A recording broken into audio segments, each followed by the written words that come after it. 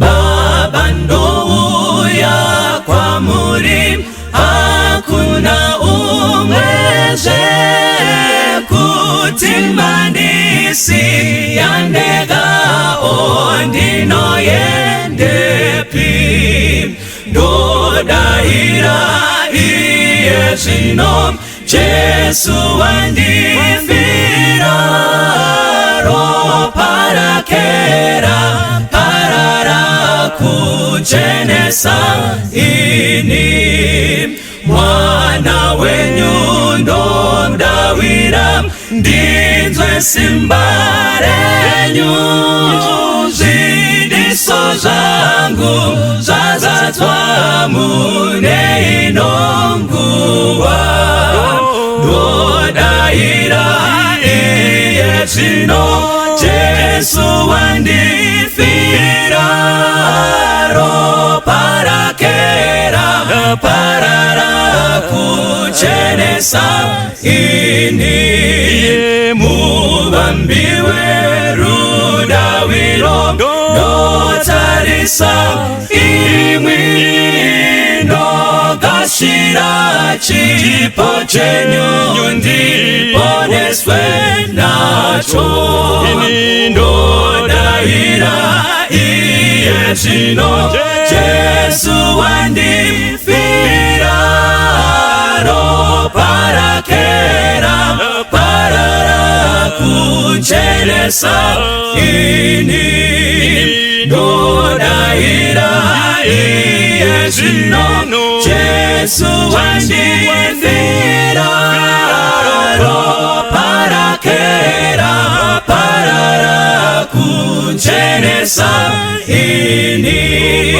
Ropa rake raparara kuchenesa ini. Ropa rake raparara kuchenesa ini.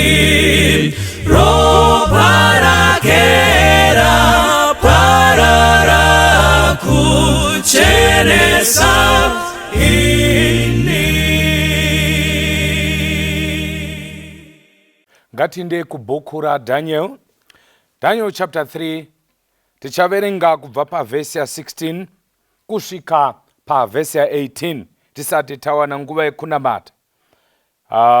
Daniel chapter 3 verse 16 kusvika pavhesi ya 18 timbonamata. Ishe tinomudaidzai panguva inokosha, nguva yekudzidzwa kweshoko renyu. Pamangwanana ano tichipararira mukati memabasa akasiyana siyana.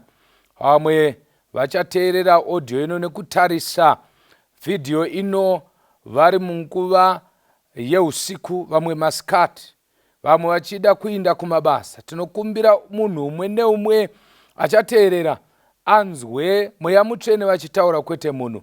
Ngandidzikisirwe, imi musimudzirwe naJesu tanamata. Amen. Daniel chapter 3 verse 16. Shadrach na Meshach na Abednego vakapindura vakati kuna mambo, imi Nebhukadhineza, hatingafaniri hedu kukupindurai pamusoro peshoko iri. Kana zvikaitika hazvo, Mwari wedu watinoshumira anogona kutirwira pavira romoto unopfuta kwazvo. Iye uchatirwira paruoko rwenyu, imi mambo. Asi kana zvikasaitika, zivai imi mambo kuti hatingashumiri vamwari venyu kana kunamata chifananidzo chendarama chamamisa. Mwari awedzere chikomborero pakuverengwa kweshoko rake. Musoro weshoko unoti, kana munamato usina kupindurwa. When prayer seem not to be answered, kana munamato usina kupindurwa. Ndine nguva zhinji tichiwana ingava message pafoni kana kuti kufonerwa kuti pastor ndanamata ndaneta. Pane nguva zhinji dzimwe dzandinotsanya ndichinamatira chinhu chakaita sechichi. Hamwe anototi ndave nemakore, hamwe ndevanototi ko mhosva yangu chiiko, nokuti chegumi ndinobisawo, nemupiro ndinobvisawo, basa raMwari ndinoita. zvese zvinotarisirwa kuti mwenguva zvingaite kuti zvinzi munhu uyu munhu ari devoted. Handisi kuzviitira kupindurwa munamato, kwete, but ndiri kuita ndichizadzisawo mhiko dzangu dzekuti ndive nhengo yakatendeka mukati mekereke. Ndinochengeta musimba raIshe vachindipa simba, even nemhuri yangu, nekuchengeta mutemo waMwari mukugonawo kwangu nekugoneswa kwangu naMwari. Ko seiko munamato wangu usinganzwike? This is a very difficult question.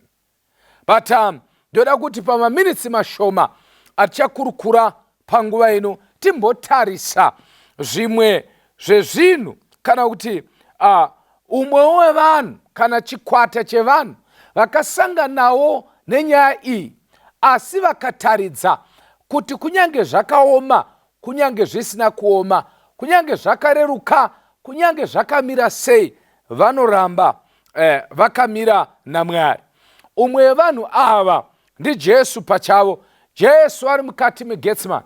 Shoko raMwari rinotidzidzisa kuti mutoro wakanga urema apo Judas Iscariot akanga atoisa mari muhomwe, atopedza nevavengi vaKristu vari kutogadzirira kuuya nemabakatwa, vachiuya nemapfumo, vachiya kuzomubata. Jesu unoenda muGetsemani, unodaidza Simon Peter, unodaidza James, unodaidza John, anoti rindai neni pausiku huno nokuti nguva yakuda kukwana. Asi anoona Peter, anoona John, anoona James vavete, unovati ko matadza neiko kurinda nguva diki zvayo, just 1 hour you could not watch with me. Watch therefore so that you cannot, you will not enter into temptation. Jesus did not bring these three disciples kuti vazomunamatira. Aida a company, aida vamwe vanenge vachinamata, aida kuti vazvinamatire vagorega kupinda mumuedzo. But when he was praying, Jesu achinamata, anoti Baba, dai zvaibvira mukombe uyu wadarika. This was the prayer of Jesus. Kuti dai machirega henyu kuti ndinofa pamuchinjikwa, hongu kuponeswa kwavanhu ngakuitwe, hongu vanhu havangafiri muchitema, but dai marega kuti ndichifa ini, mutsvage imwe nzira. Let me speak to someone this morning. Jesus knew that nzira imwe chete yekuponeswa kwavanhu kwaive kufa kwake pamuchinjikwa. He knew, Jesus knew that na John akachema paakanzwa ndiani ungazarwa chisimbiso chebhuku iyi nekutarisa mukati mebhuku iyi. Pakashayikwa munhu kudenga, pakashayikwa munhu munyanza, pakashayikwa munhu panyika, pakati pengirozi pakanga pasina munhu aigona kudzikinura munhu mukati mechitema. Only Jesus himself ndiye aikwanisa kudzikinura.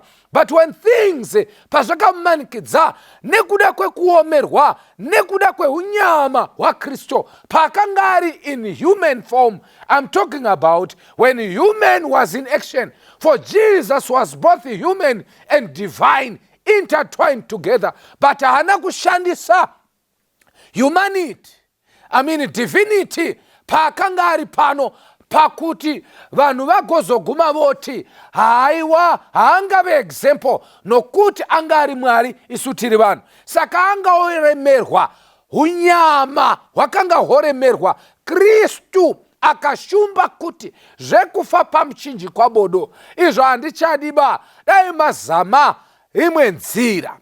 Kana mutoro orema, ndoda kutaura newe munhu waMwari, kana mutoro orema zviro kwazvo unodyiwa rutendo. Kana zvichinge zvaoma, imwe nguva unokangamwa kuti kunoimbwa rwiyo. Regai nditi hapasi pese paunonamata. Vamwe vangafunga kuti kana zvazooma ndo panichanamata. Nguva anenge waomerwa hautsinzine. Hakuna munhu anotsinzina kana achinge asangana nenjodzi yakakura kwazvo. Tinenge tongoita zvekubhengenura munamato yakanamatwa panguva yerugare. Jesus himself akaremerwa nemuchinjikwa, akaona kuti nyaya yacho yakanga yarema, akanga asingatye kufa, anga asingatye kutakura, asi nekuda kwechitema chakanga chainda pamusoro pake, zvitema zvedu, kuremerwa nezvitema, Jesu akanamata munamato. Ishe dai zvaibvira mukombe uyu wadarika. This was the prayer of Jesus. But dai akamira ipapo, it was going to be disaster. Tinogona kuwirirana newewe neni kuti dai Jesu akagumira munamato wako ipapo, kuti Mwari Baba dai zvamira zvekufa pamuchinjikwa, then Mwari vopindura munamato wake kuti Jesu arege kufa. Ngatimbofungai kuti zvii zvingadai zvakaitika.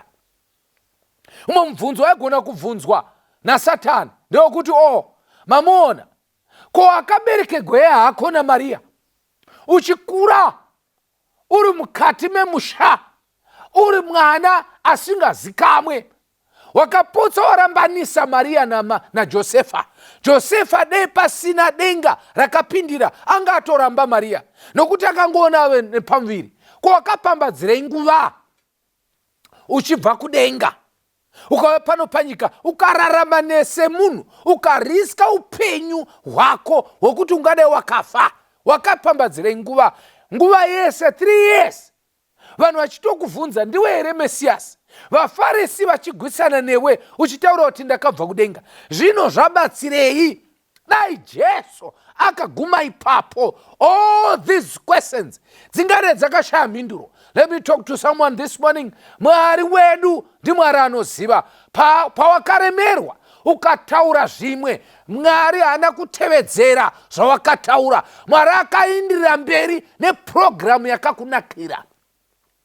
God does not answer our prayers according to, but accordingly. Mwari haapindiri minamato yedu nekuda kwezvatenge tataura, but anopindura nezvinoenderana, zvazvakanakira. Jesus then said, Father, let not my will be done, but yours. Kuda kwangu kurege kuitwa, asi kuda kwenyu kuitwe. Remember, tiri panguva kana kuti pamubvunzo, kana kuti padingindira rinoti, kokana munamato usina kupindurwa. When prayer seems not to be answered, what do? Apo munamato uchita sekunge hauna kupindurwa, because munamato yese inopindurwa. Ameno kana mazvinzwa, minamato yese inopindurwa.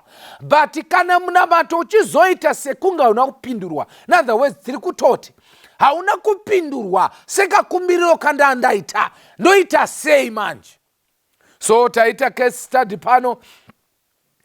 Here the 3 Hebrew boys, Shadrach, Meshach, Abednego. Today Daniel hapo. History says maybe anga atumwa na mambo kuna imwe program inechekuita nehurumende.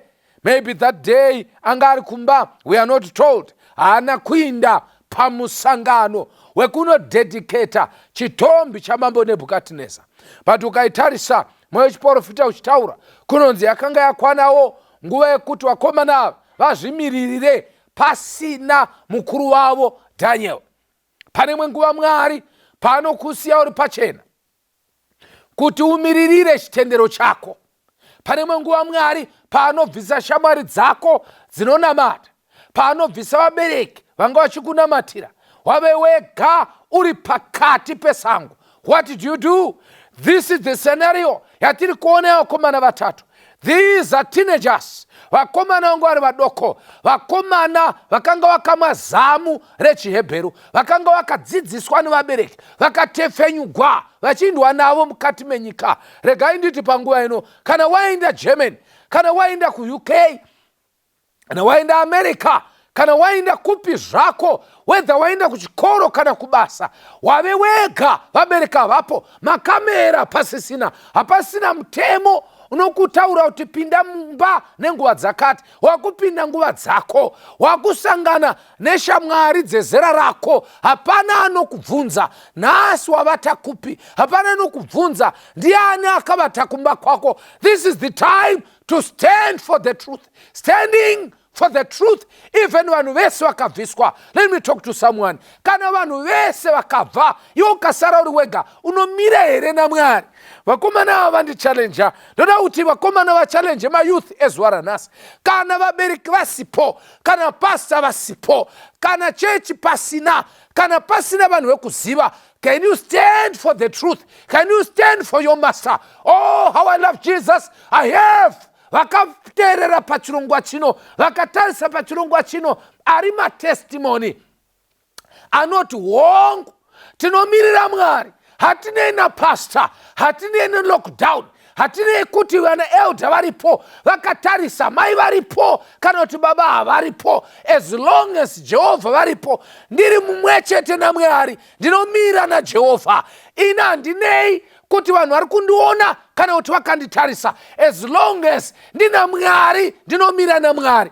These are the young people vatiri kunamatira kuti murabe makadaro. Mushinge pana Jehovha. Vakomana nevasikana vasingacheuki kuti ndiani ari kundiona, but vanotarisa vachiti ndiani ari kundiona, vaitarisa kumusoro. These are the boys and the girls vanofanirwa kuti nhasi tivarovere maoko kuti haleluya, Mwari akukomborere mwanasikana. Unoziva kuti handinei kuti baba vakanditarira, as long as ndichiziva kuti kuna baba vangu vari kudenga. Handina basa naSamaita, handina basa naMurehwa. As long as Mwari wangu aripo, ndinonyara Jehovha, handinyari mai. Kana ndakura zvandaita, ndiregei ndiende, ndina Jehovha ndiye anondichengeta. All these are the fruits of good teaching yakaitwa nevabereki. Vabereki ndiri kuona sekunge vari kuti chiendai zvenyu vakomana, takapedza nemi. We are not told whether these were coming from one family. I want to believe they are from different families, especially nekuda kwemazita avo vakanga vanawo. By the way, these were the names dzavakazopiwa later, but vanga nemazita avo. Therefore, kana vakabva mumhuri nhatu, vana mai vakati aiwa tapedza nemi. Kana maenda mave zvigondora, munozvifurira mega. Pane imwe nguva munhu waMwari paunomutsiwa kumunamato nevabereki. Pane imwe nguva munhu waMwari paunouya uchidziwa kuti nguva yeSabbath school yakwana, paunouya uchidziwa kuti ngatichiite munamato mangwanani. But there is coming a time paucharegwa kuti aiwa wakura chizvionera. This is the time that you must prove kuti wakadzidza. Kudzidza kusina practice hakusi kudzidza. Vamwe vedu takatendeka nokuti takapoteredzwa nemaziso atinonyara. Kana maziso atinonyara achinge abva, are you going to stand? Uchiramba uripo. Shadrach, Meshach, Abednego vakapindura vakati kuna mambo, imi Nebhukadhineza, hatingafaniri hedu kukupindurai pamusoro peshoko iri. This is the time yavakanzi vanamata, havana kupfugama kuchitombi chamambo. Vabereki vanga vasipo, but vakamira naMwari. Let me also quickly say that pane vamwewo vakatofugama, vakanga vabviwa navo kuBabylon, kuJerusalem. Vakanga vaitori chikwata nana Shadrach, Meshach, Abednego, but havana kutevedzera kuti euta zvavafugama neni ndofugama. Vakaramba vakamira. Tereresa, vanoti izvo mambo hatidi second chance. Hey, hatidi second chance panyaya iyi. As long as mahwisa nyaya yedu, zvatatomira izvozvi tatomira. Chandiri kuona apa ndechekuti vakomana ava vari kuti upenyu huno kunyange tikapiwa another 1000 years yekuti tipiwe mukana wekuti tinamate Satani, hatinamate. Zvatatotaura tataura. They were principled young people. I pray that pave nevakomana nevasikana vari principled, vanomira pamhiko dzavo, vasingatsukuduki, vanoti kana kuchida kutondibvisa pano noti vaine katapira kudzura nemidzi. Handibve pana Mwari, handibvisiwi nemukomana, handibvisiwi neice cream, handibvisiwi nepizza. Ndinomira naJehovha. Handibvisiwi nekulikidzigwa kuti uchandiramba. Kana wandiramba nekurambwa naMwari, ndinomira naJehovha. These are the young people vatiri kunamatira this morning. You must be one of them. And then one other thing that I learned from that is they were very respectful. Even if vaimirira Mwari wavo vakanga vachiremekedza. Vanoti imi mambo Nebhukadhineza, havatauri vachiti aiwa siyana nesu, hatina basa nechitombi chako, nezuro wakauziwa namukoma Daniel kuti iwe uri musoro wegoridhe, nhasi wakuita semuzungairwa uchizviita mutumbi wese. Hatimiriri izvozvo. No, they respected. We must respect even if we differ. Kunyange tichisiyana pfungwa dzedu, ngatiregei kubva paremekedzo yedu. I'm saying even today as youths, kunyange une opinion yakasiyana nababa vako, respect them. You must continue to respect them. Differ but respect. Kunonze vakati hatifaniri kukupindurai pashoko iri, timwe nguva tingazopindira zvisizvo. And then verse 17 says, kana zvikaitika hazvo Mwari wedu watinoshumira angagona kutirwira pavira romoto unopfuta kwazvo. Iye uchatirwira paroko rwenyu imi mambo. Teresa, panapa vakomana vaguta rimwe nyaya vakuti mambo, kana zvikaitika hazvo zvekuti matikanda muchoto icho, mukaona matikanda mototenda Mwari wedu, nokuti ndiye anenge atobvumira kuti mutikande. Muri kuzvinzwa here? Vari kutotaura kuti isu hatisi kunamata chitombi chenyu, but we want to advise you kuti mukaona matikanda muchoto, hamuna kutikanda nesimba renyu reumambo kana kuti nesimba renyu rekuti political muscle, but matikanda Mwari wedu achikupai simba, Mwari wedu atokupai mvumo. Teresa, itaura shoko iri utaura mukomana anenge ada kukuvhairira kuti handirambike. Ukaona wandiramba, itotenda Mwari wangu, Jehovha akubvumidza kuti usiyane neni. Teresa, ina handidzingike basa kana wakatendeka uchiita zvakarurama, usina kana chimwe chitongoni, usingabi pakambani, kana vachida kukudzinga, vaida kukushainira nekuda kwemakuhwa, kana nekuda kwekuti waita zvinhu zvinoshamisa pabasa, uchimirira Mwari wako, vataurire pachena, imi maneja siiwo, ndinokukudzai muri mukuru kwazvo. But mukaona mukandidhisimisa, mototenda Mwari, ndiMwari abvuma kuti munidhisimise, handidzingike basa nokuti ndinoshumira Jehovha. Teresa, ini komandi yangu yese pano panyika, ndimakandipinza basa, mukandinyora pano, but basa rangu chairo, chitupa changu chinobayiwa kudenga. Ndi Jehovha akandipa basa, iwo akandida, ndi Jehovha akaprova kuti danane. Ukaona wondiramba, ndiMwari abvuma, handibudi murelationship zvekumhanyiswa, nekuti Jehovha kana asina kubvuma otondikanda pakicheni. Ndoda kutaura nemi vakomana, haikona kuhlikidzira vanhu nekuhlikidzigwa nemunhu. Taura pachena, ukaona wazvibvumigwa, ukaona wazviita, atendera. Saka haufaniri kuita stress, haufaniri kuita stress kana uchinge warambwa, haufaniri kuita stress kana uchinge wadzingwa basa, nokuti Jehovha anenge abvuma. Kana Mwari abvuma, anoziva. Jehovha abvumidzi zvinhu zvaasingazive. Izvozvi kufa kwaitika mukati memusha wako, muudze Satani, itotenda Mwari kuti wagona kuuraya murume wangu, haafe kana Jehovha asina kubvuma. Kana Mwari abvuma, ndokuti ndibude mukati memuchato, handibvi mumuchato munomu kana denga risina kubvuma. Hazvitaurike nemunhu anoshaina, achishainira murume asingamubatsiri pano akubatsigwa, nemunhu ane musikanzwa. Izvi zvinotagwa nemunhu akasimba. Vakomana vese ataura nokuti vanga vaziva Mwari musi uyu, vaimuziva kuti Jehovha ndiye akabata matomo, kwete kudenga chete. Vaitoziva kuti ndiye akatogara pachigaro, Nebhukadhineza agere, but pamusoro pechigaro chaNebhukadhineza pane chaJehovha. Saka vari kumuzivisa kuti yedu haitongwi pano, inotongwa kudenga. Kanzi ukaona watikanda, wototenda Mwari. What a faith. And then they said another statement yandinodapa ndeyekuti Mwari wedu watinoshumira. Amen.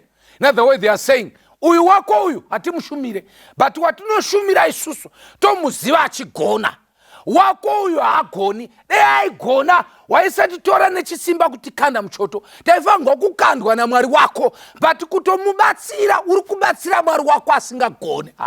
Come on, chechi yaMwari, isusu toshumira Mwari anogona. Saka kana wakuona wakuti kanda, wotoziva kuti uri kupruvha kuti wako Mwari haagone. Te wedu watonamata anogona. Reka ndikutaura munhu waMwari, tinoshumira Mwari anogona.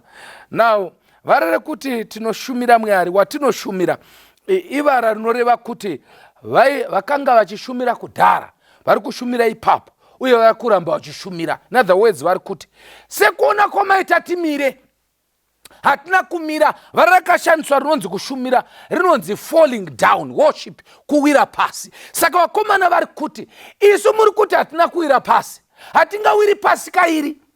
Takatomira kudai, takatoira pasi pameso paMwari wedu, hatingawiri pasi pameso pechimwari chenyu. Izvozvi tiri kutoshumira. In other words, they are saying, wherever we go, we are in the mood of worship. Kana chidriver mota, ndiri mumweya wokushumira. Saka handikwidzi fambi mota, nokuti ndiri mukushumira. Kana ndichidya palanchi, ndiri kudya ndiri mweya wokushumira. Saka handidye zvakavora. Kana ndiri board meeting ndichicheya, ndinocheya ndichishumira. Every time I'm in the framework of worship, hapana pasingashumiri. These boys are telling Nebuchadnezzar, haungatifughamisi, isu takafugama kudhara, hatifugami kaviri. You don't see us timire. In other words, he is saying, imi mukafugama tinomira, kana mukamira tofugama, nokuti wedu hatevedzeri zvenyu. Hapana kukorera hapa vanhu vaMwari. And then pandiri kuda ndepavakazotaura mashoko anoshambisa. Vanoti asi kana zvikasaitika, ivhesi ya18, zivai imi mambo kuti hatingashumiri vamwari venyu kana kunamata chifananidzo chendarama chamakamisa imi. Teresa, kana zvikasaitika zvei zvekuti Mwari, actually before that vataura kuti Mwari anogona, ndaida iyoyo wekuti Mwari anogona vaitaura, but vazotaura imwe vazoti iye achatirwira paruoko rwenyu imi mambo. This is different nekungoti Mwari anogona. Pane vanhu vanongogumira pakuziva kugona kwaMwari but havazopfuuri ipapo. Ava vanoti Mwari anogona achatirwira. This is different. Pane vanhu vanoziva kuti Mwari ndiye anopasisa, but kana vakuda kunopasa voti aiwa ina hangandipasisi. They know God doing things to other people but havaziva achiita kwaari. Vakomana vanoti tomuziva achigona asi achatigonera. Saka vari kutoita statement, this was a sign of trust in God. And then they say, asikana zvikasaitika, zivai imi mambo kuti hatingashumiri vamwari venyu kana kunamata chifananidzo chendarama chamamisa imi mambo. Ndo pane nyaya yedu apa, kuti kana Mwari asina kupindura munamato wako sekutarisira kwawanga wakaita, what do you do? These guys are now proclaiming something that is very important.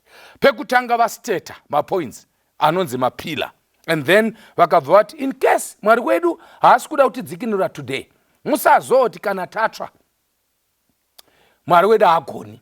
Aiwa, tikatsva sarai muchiziva kuti anogona. Kungoti nhasi haana kubvumira kuti haasi kuda kutidzikinura. Musazobhenki mache kugona kwaMwari nezvinenge zvaitika nhasi. Hamuna kuzvibata. Vamwe vedu toziva Mwari nezvaitika kwatiri. Kana munhu achinge ashayikirwa, vanobva vati saka Mwari hanzi munamato, yeye vanorwara, wotofamba vachidaro. Kana wafirwa, ziva kuti wafirwa kwete kuti Mwari agoni, asi kuti wafirwa nokuti Mwari wabvumira, kwete kuti haachagoni. Teresa, vari kubva vaita statement iri very clear kuti isusu mukaona matipisa tikatsva nemoto, ngaizvizikamwe nemi kuti tatsva nokuti hatisi kunamata. In other words, mukatirega kutipisa hatinamata, mukatotipisa wese, because kana tatsva chagonamata sei. Vari kutaura kuti whether we live or we die for God, we live for God. Ndokunonzi kusaina. What does that show? It shows that kana munamato usina kupindurwa namata. Ndo zvandiri kutotaura. Ellen White says, and I'm reading Steps to Christ, page 96, paragraph number 2 and number 1. She says they did not doubt God's ability, but neither did they presume to know God's will. Hey! Havana kudauta kugona kwa Mwari. Uye havana kutora kuti vanoti vari kuziva zvikudikanwa naMwari. This is ndopane ngozi yevanhu vakawanda. Unoona vanhu vachiisa zvibhakani zvekuti kune miracle crusade mangwana. Maziva sei chido chaMwari kuti Mwari uchaita miracle? How do you know? Toziva kuti Mwari anogona, but are you sure that achaita miracle mangwana? Ndinonzi presumption. Saka vakomana vakazoti mukaona tazotsva musazoti Mwari agoni. In other words, they were saying, we are not sure about the will of God now. We are not very sure. But mukaona tazotsva, it is the will of God. But hatina mate. So, what do? But to claim that prayer will always be answered in the very way and for the particular thing that we desire is presumption. Kufungira kuti munamato uchapindurwa nemonemo zvatakumbira kwanzi ndinonzi presumption. Presumption ndinoifananidza nezvakaitika pagungwa dzvuku apo Mozisi akayambuka nevana vaIsraeri ndokubva Faro ateverawo nevana vake vekuIgipita. Mozisi akayambuka nevana vaIsraeri nefaith, but Faro wakapinda nechivindi nokuti papapindwa anoti ndichapindawo. Pana vanhu vakawanda vari kufamba kwete kuti vakaponeswa nekutenda, but vakaponeswa nechivindi, vakangoita chivindi. Zvandanzi simuka nemunhu waMwari ndosimuka, ivo vasina rutendo. Makaona vachisumuka paTV, but pakapera program vakadzokera kuwheelchair. Saka ndoda kunditi mangwanani ano kumunhu waMwari, kana zvikasaitika kuti Jehovha wakuzokupa mwana, iwe usanamate Satani. Satani ngazvizive kuti ndisina mwana manje. Kana zvatonzi ndaakuma50 ndatomira zvachese nemutoo wokubereka pasisina, chibva wazviziva kuti pakutonamata munhu ane hasha. Ndakunamata ndine hasha, ndichinamata Mwari wangu, handikunamata Ishe tomutendai. Hatinamate Satani isusu.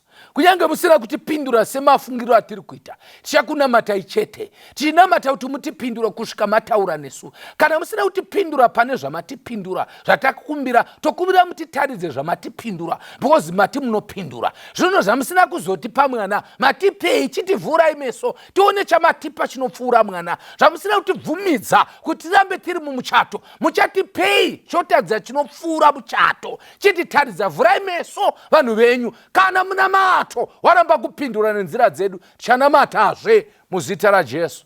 Amen. God bless you. Tine ukama, tine kufara kutsamira mumaoko ake, chikomborero runyararo kutsamira mumaoko ake.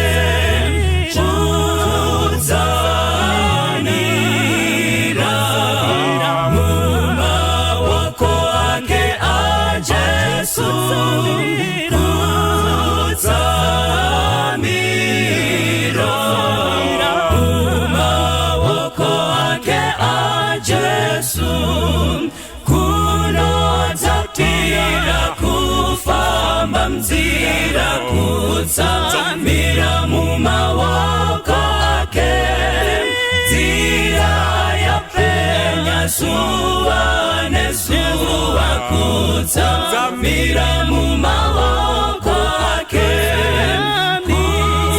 Kutsamira mumaoko ake aJesu.